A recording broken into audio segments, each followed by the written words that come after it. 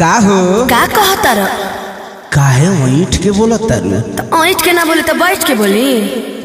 बात तुम नहीं खनो तू हमरा बड़ी निमन लागत तारू कोई दिन से तारा फेरा में रहतनी आ तू कोनो भावे नहीं खुद दे तू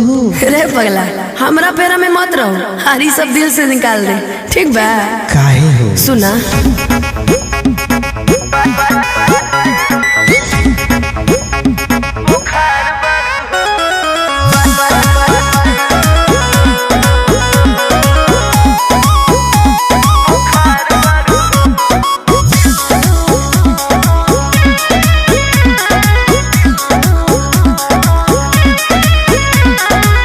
काचे उमर बाबे कम से न बदेहिया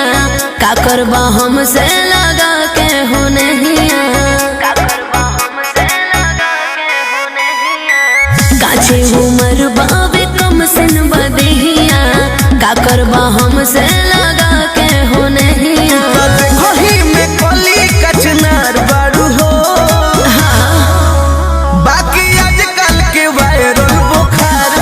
अच्छा बाकी आजकल के वायरल बुखार बारू अरे पगला तो बदनाम कर देबे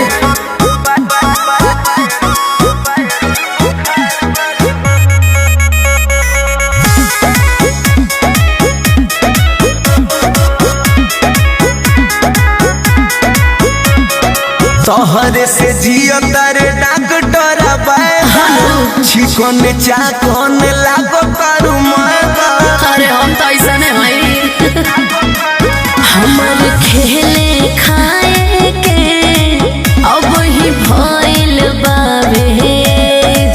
ऐसे हाला काए के जन बिगाड़ा होई मेज आपन रोगी बनोले हजार बारू हो ना जाने कौन कलाकार बारू हो अरे नहीं खे जानत का बाकी आजकल के वायरल बुखार बारू हो बाकी आजकल के वायरल बुखार बारू हो देखिया अरे कहाँ के ना हो जाए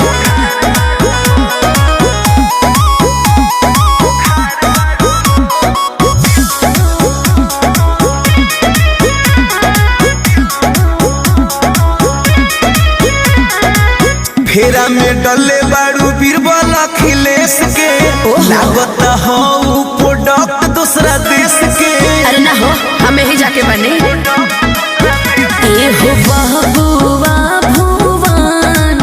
परेशान कर जा ना त घरवा तहरा हो जाके दे हो रहा तंग दीपक के कर बार बार बारू हो बाकी सब के कोइले बेकार बारू हो दास पगला जाने आजकल के वायरल बुखार बारू हो जाने आजकल के वायरल बुखार बारू हो पगला लगा था कि वैक्सीन लगवाइए के छोड़ दे